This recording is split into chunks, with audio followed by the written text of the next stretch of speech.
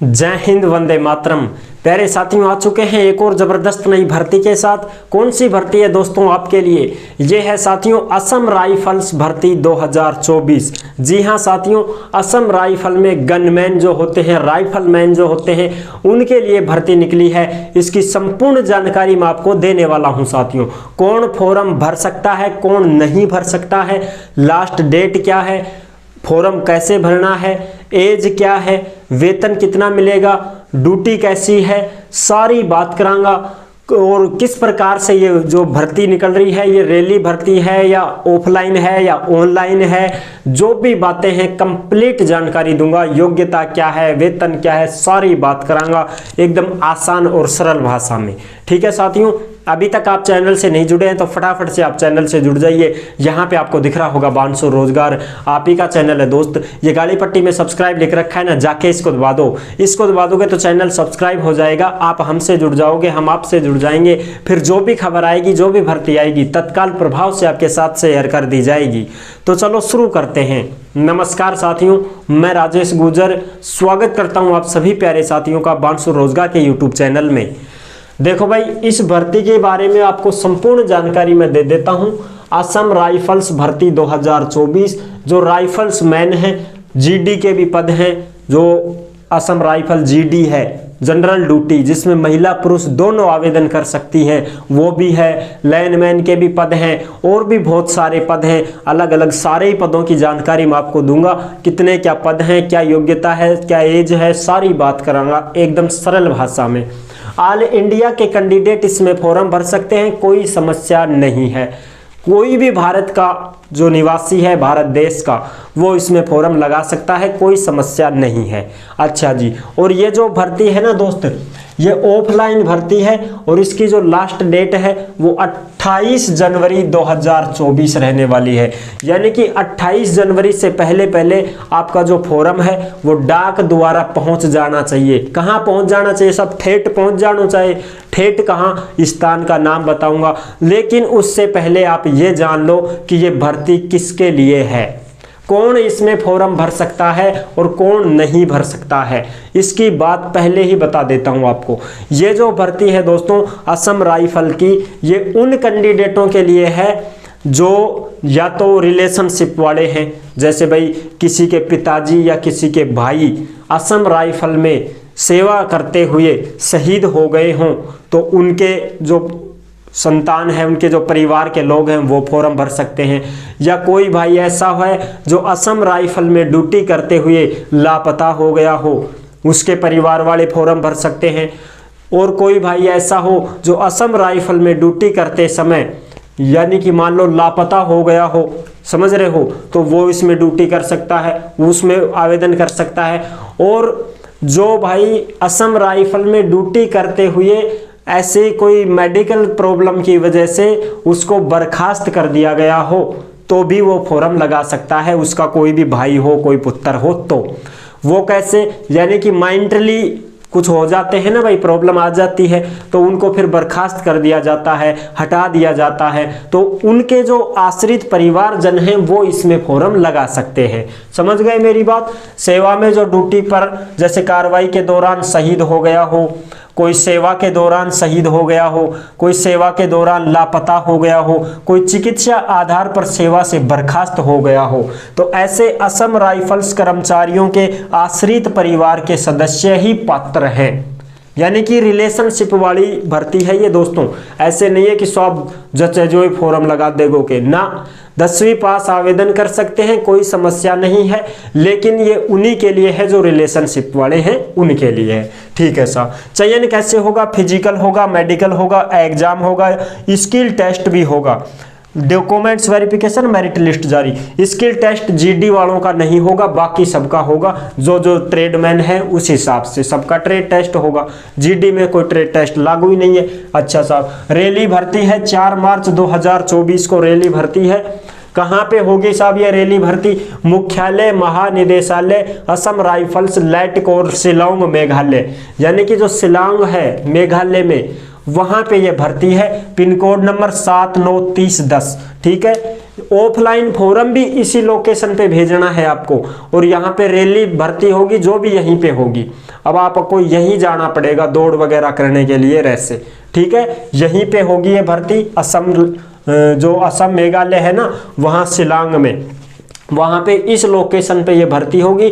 और ऑफलाइन जब वो आप फॉर्म भरोगे, लिफाफा पैक करोगे, तो उस पे नाम, गांव, पता, फोटो फाटो चिपकाओगे, सारे डॉक्यूमेंट्सों की फोटो कॉपी करवा के उस पे सिग्नेचर करोगे, और फिर उसको लिफाफे में पैक करके, और फ्रॉम में खुद का पता, ऐप से फ्रॉम, समझ रहे हो, फ्रॉम ऐप से, यानी कि फादर का नाम, खुद का नाम, और टू का मतलब कहाँ भेजना है, TO2, टी से मतलब ठिकाना, कहाँ, कौन से ठिकाने पे भेजोगे, ये रहा ठिकाना, यहाँ भेजोगे आप फॉर्म को, समझ रहे हो, डाक द्वारा स्पीड पोस्ट करवा देना 28 जनवरी से पहले, क्या बहुत 3 दिन में पहुँच जाएगा, अभी कर दो सही। अच्छा जी, अब इसमें फिजिकल क्या रहेगा जी, हाइट पुरुष की 170 सेंटीमीटर, महिला की 157 सेंटीमीटर, और एसटी के जो कैंडिडेट हैं उनको छूट भी है, 162.5 सेमी पुरुष की, 150 सेंटीमीटर महिला की हाइट, सीना 80 से 85, और एसटी वालों का 76 से 81, ये सीना है। अच्छा जी, अब बात करें पदनाम, एज, पद, योग्यता, सारी बात करें, देखो, और रेस की भी बता दूंगा, ये तो हाइट सीना हो गया, रेस की भी बता दूंगा, रेस भी देख लेना। रेस देख लो, पुरुष की 18 से 30 साल जो एज है, 18 से 30 साल के जो कैंडिडेट हैं पुरुष, वो 2.4 किलोमीटर दौड़ 12 मिनट में पास करनी होगी, और जो 30 साल से ऊपर की एज है जिन पुरुषों की, उनको 14 मिनट का समय दिया जाएगा। 2.4 किलोमीटर दौड़ है ये, समझ गए साहब, 2 किलोमीटर और 400 मीटर।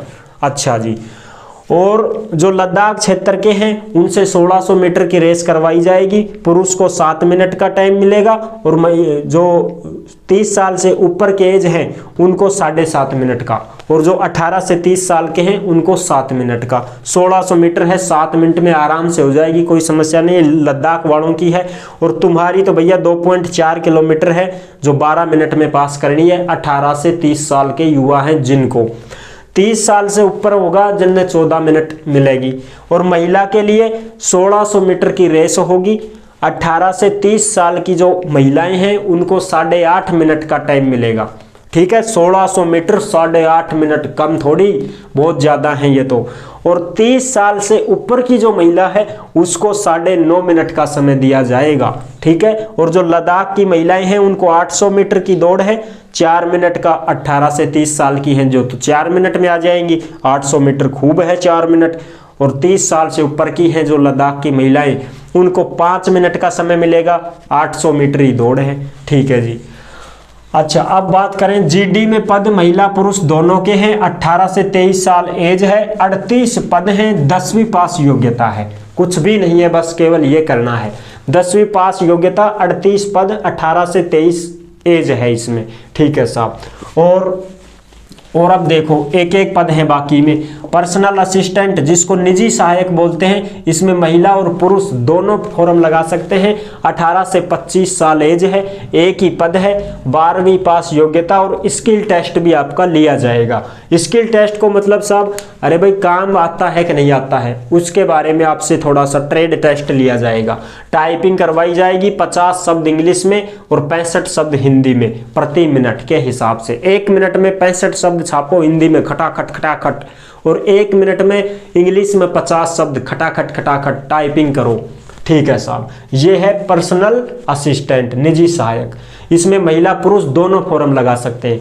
अब है ड्राफ्ट्समैन, इसमें केवल पुरुष ही फॉर्म भर सकता है। ड्राफ्ट्समैन में 18 से 25 साल एज है, एक पद है, 12वीं पास और 3 साल का डिप्लोमा आपने कर रखा हो ड्राफ्ट्समैन का, तो ही आप इसमें फॉर्म भरे। आपको ज्ञान भी होना चाहिए ट्रेड का, काम भी आना चाहिए, थोड़ा बहुत ट्रेड का ज्ञान होना चाहिए, प्रैक्टिकली ज्ञान होना चाहिए। 12वीं पास और 3 साल का डिप्लोमा जिसके पास है वो ही इस ड्राफ्ट्समैन में फॉर्म भरे, नहीं तो मत भरना, एक ही पद है। लाइनमैन फील्ड, इसमें भी केवल पुरुष फॉर्म लगा सकता है, 18 से 23 साल की एज है, एक पद है, 10वीं पास और ITI होना चाहिए। इलेक्ट्रीशियन से, इलेक्ट्रीशियन ट्रेड से ITI है कोई भी भाई तो 10वीं और ITI और ट्रेड का ज्ञान भी होना चाहिए, प्रैक्टिकल ज्ञान होना चाहिए आपको। तो आप लाइनमैन में भी फॉर्म लगा सकते हो। एक पद है केवल पुरुष के लिए।